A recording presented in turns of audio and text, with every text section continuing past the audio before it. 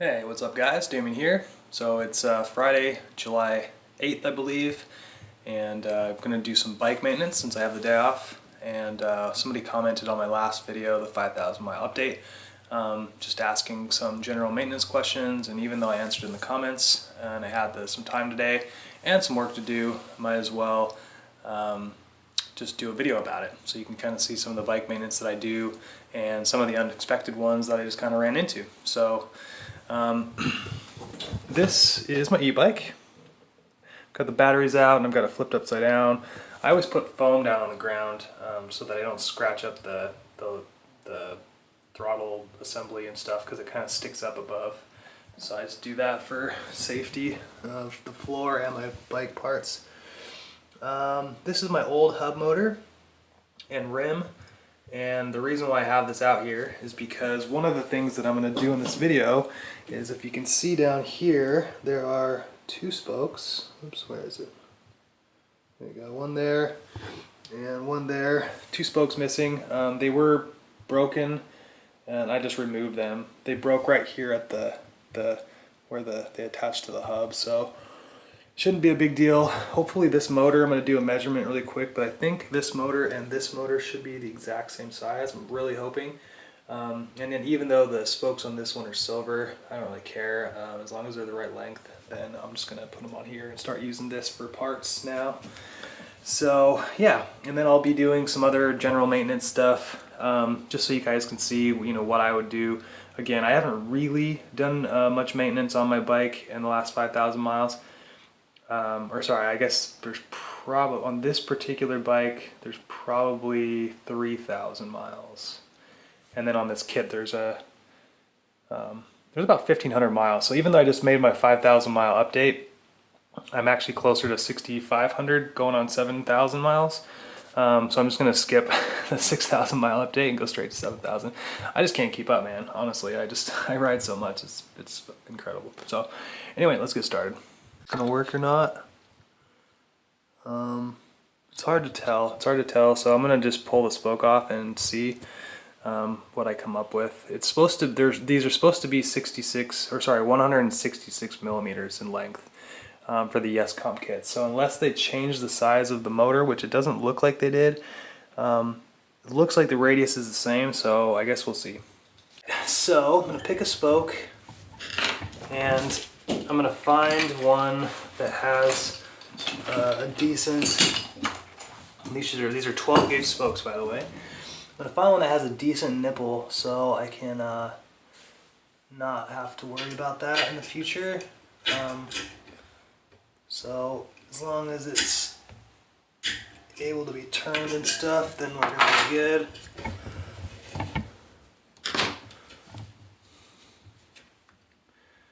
So I'm removing the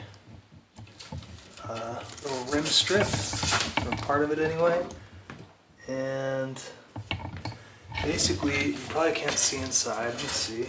Yeah, you won't be able to see inside. But anyway, there's little holes in there, and there's basically like a flathead screw that you're trying to get to. Yeah,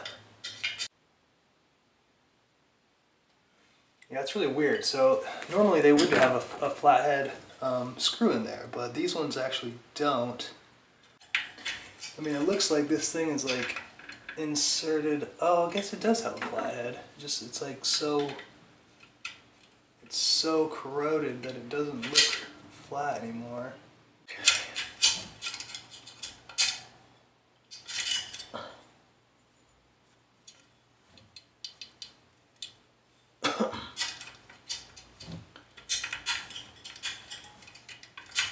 I'm just gonna keep unscrewing this guy till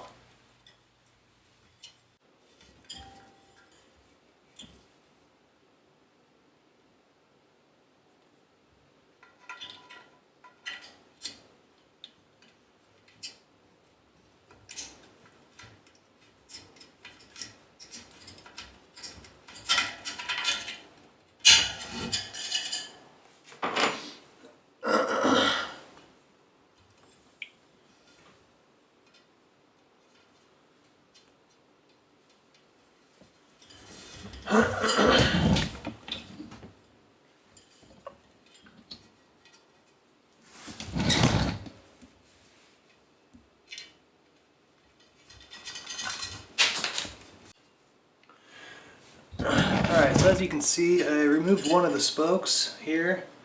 It was kind of a pain in the butt just because normally, I mean, you can kind of see maybe that there is a groove for like a screwdriver, but these are so kind of tarnished that it was really hard for me to get a screwdriver in there to be able to loosen it.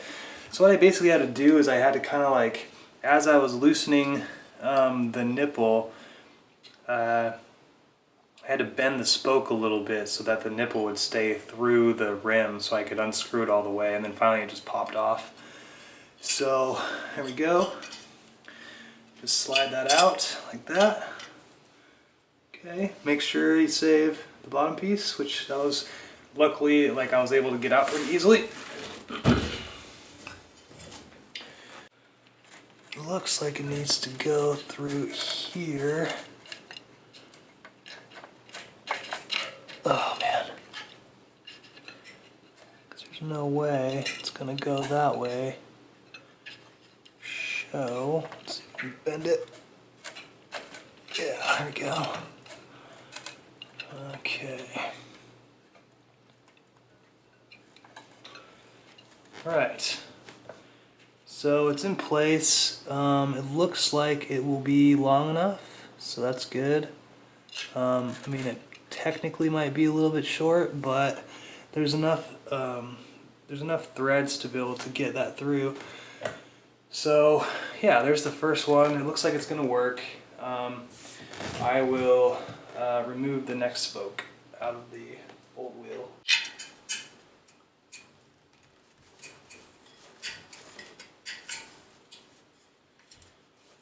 Go. It's easy.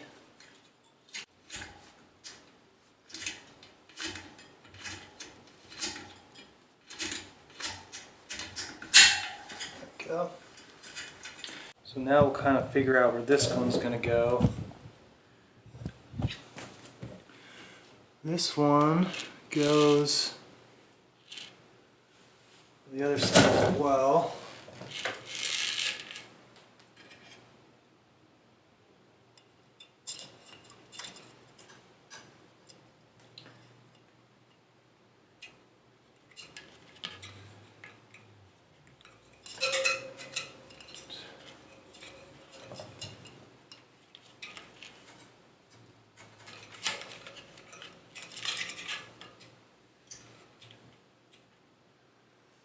Cool.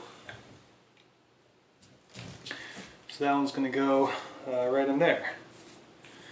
Alright, so next step is going to be taking the wheel off.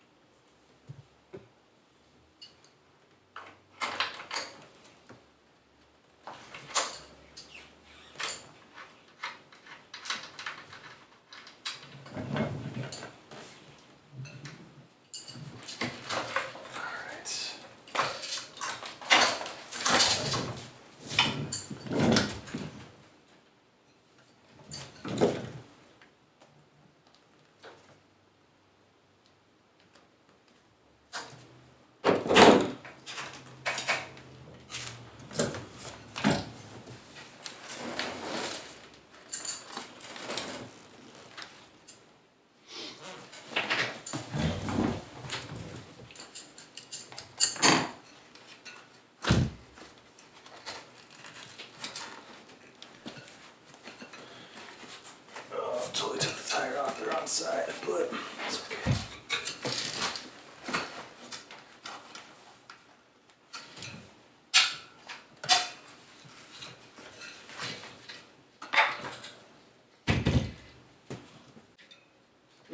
rim strip. It's like nylon. I guess it is tape. Seems like nylon. I don't know. Hopefully I can, yeah, didn't damage it. Definitely has better stays. Like the nipples are a lot nicer, so that's good.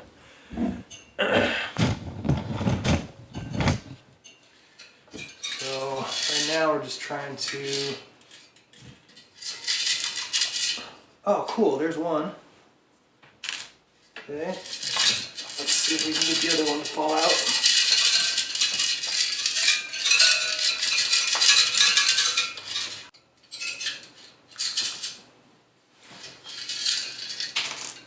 There. Ah, awesome. That was totally luck, but yeah, I got the nipples out, which is sweet. I'm gonna reuse these guys since I like how they look. All right, so now we can start lacing up this guy. So what I did, just to get these to go in there without falling into the rim, is I put a piece of wire through it so that now I can just kind of feed it down into the hole and not lose the bolt, which is pretty cool. So it looks like these spokes are going to work just fine. So I'm really excited about that. I really don't care that they're silver. If I really cared, I would paint them black, but I don't. Just so you know, that does work. Now we'll find the other one. It's right there. I'm going to use my same wire feeding method, which I did last time, which worked just great.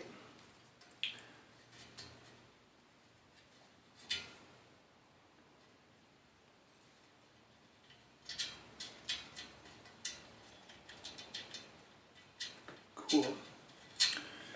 Feed it through.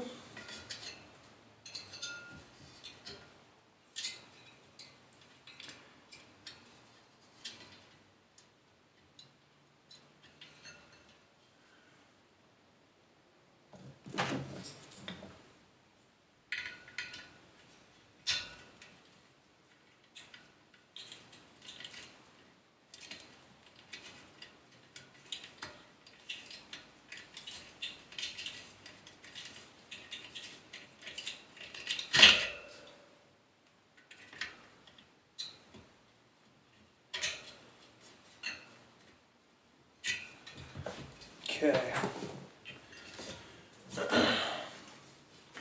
Alright, so we got that in there. Now what I'm going to do is I'm going to try to reuse this rim tape, just because it looks kind of nice.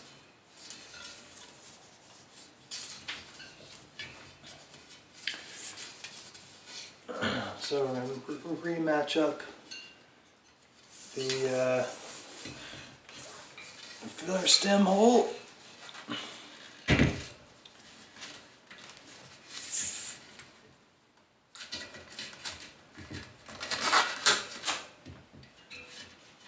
Cool. Alright, rim tape back installed.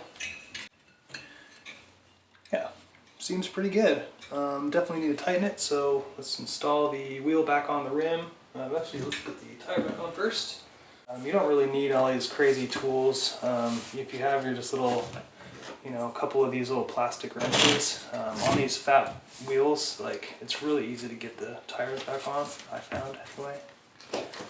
So not much work involved. Even with the Schwalbe Marathons, like those are really super tough tires. But you can basically like push it down into the ridge inside the rim, and by the time you make it all the way around, it's good to go.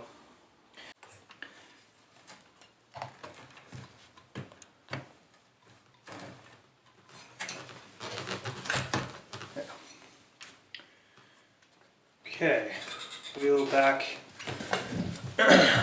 on the bike.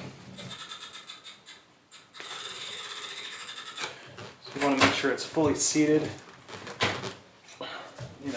Spin the wheel, make sure that it's not doing like a crazy wobble one side or the other just yet, even though we haven't trued the wheels.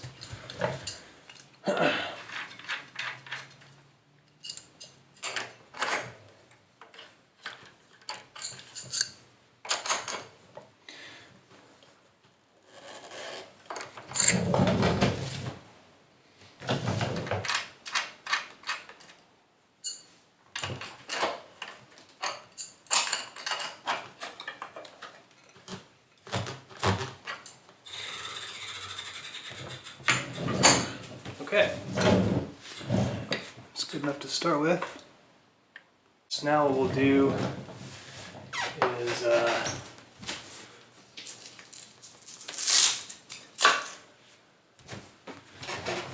we'll reinflate this wheel incrementally. There we go. Okay.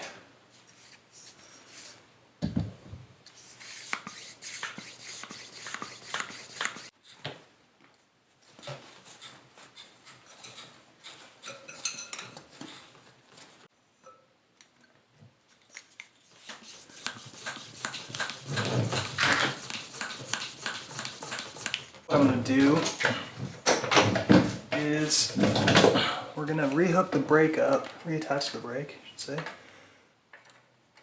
Reattach the brake and work on truing the wheel off the brakes. Yeah, and these are my, like I said, these are my new single digit 7 brakes. Freaking awesome. Still much more sturdy, or like the metal is, it doesn't give as much. I don't know how to explain it. Before, if I pulled on my brakes, you could see this. You can't see. I'm sorry. When I pull on the brakes, you could see this like pull out. Like there was like so much flex in this whole system here, and now with these brakes, like it doesn't do that at all. I feel totally safer. All right. So now we're going to go through and true the wheel. I might even try to loosen up some of the tighter spokes to hopefully avoid having this happen again. Yeah, so it's tight on one of them. I usually can just push on and see which one's touching. So this one here is touching. Really need to mark 12 millimeters so I don't look every time.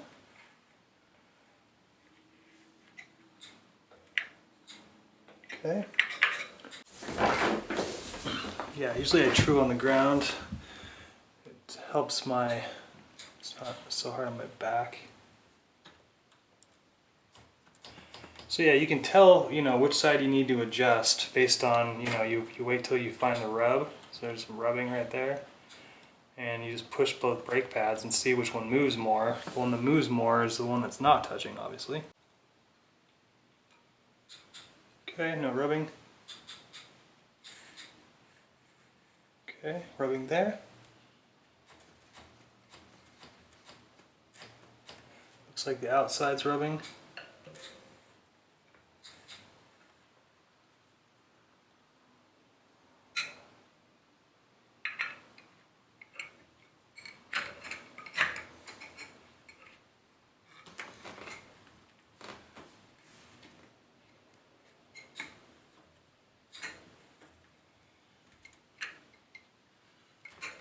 Spoke is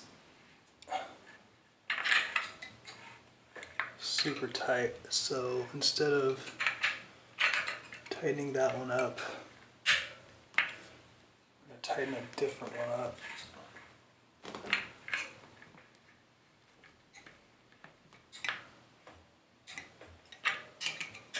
Okay.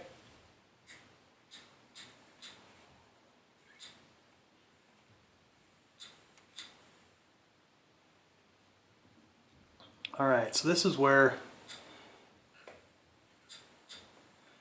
the area where the spokes that we replaced are. These are the two that we replaced.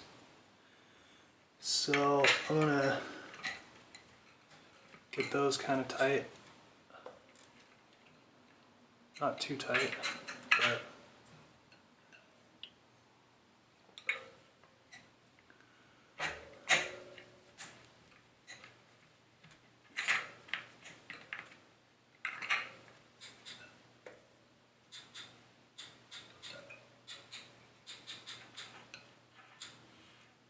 still getting a little rubbage through there. So we'll see what we can do about that.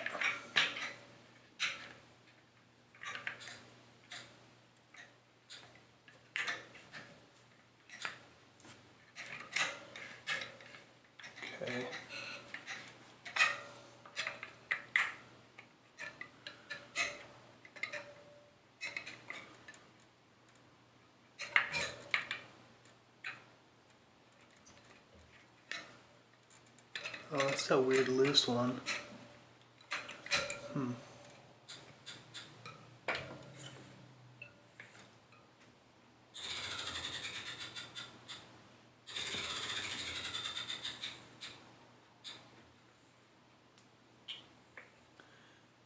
Okay, a little rubbing there.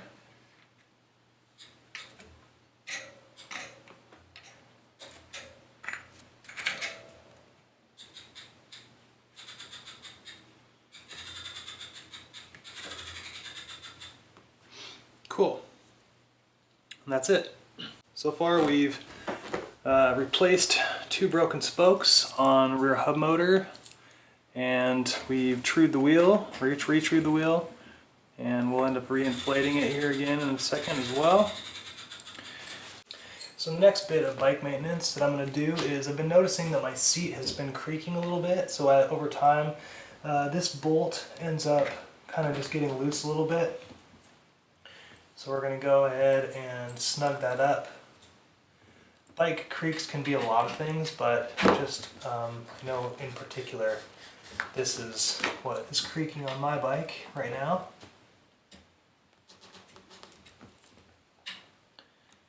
So snug that up really good.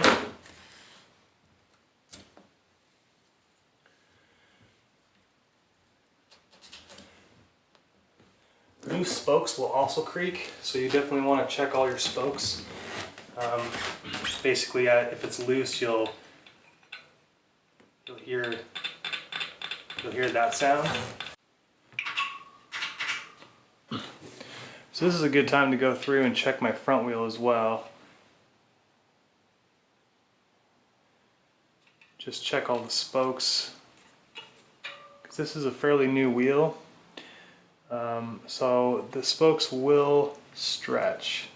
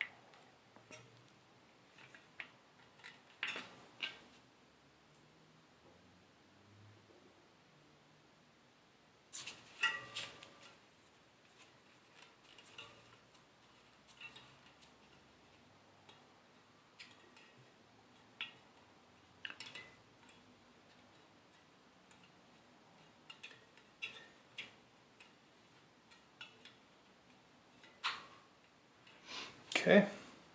Alright, so at this stage I'm going to go through and just kind of wipe some stuff down, get some of the surface grime off, and then I'll end up re-lubricating my chain and do any adjustments that I need to do. Alright, got the caps back on. I'm going to wait to do my cable routing until I'm for sure that everything's working. So for now it's just going to sit there. Once I get the bike flipped back over and check out, make sure everything works, go for a test drive, then I'll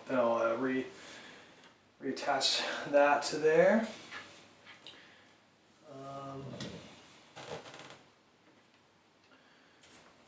Looks good. So I'll probably put some grease on now.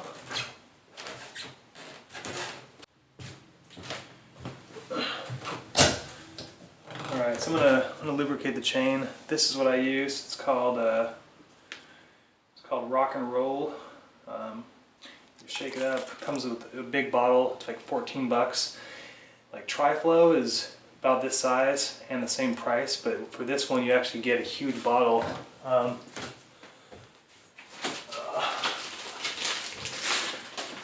You get a huge bottle of the stuff. This is the huge bottle.